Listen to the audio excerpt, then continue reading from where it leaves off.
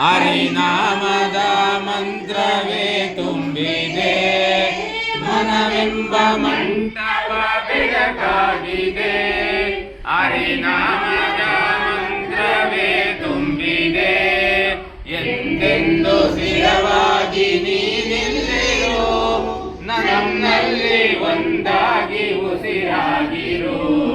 ಕಾಪಾಡು ಶ್ರೀ ಸತ್ಯನಾರಾಯಣ, ನಾರಾಯಣ ಲಕ್ಷ್ಮೀ ನಾರಾಯಣ, ನಾರಾಯಣ ಸತ್ಯನಾರಾಯಣ.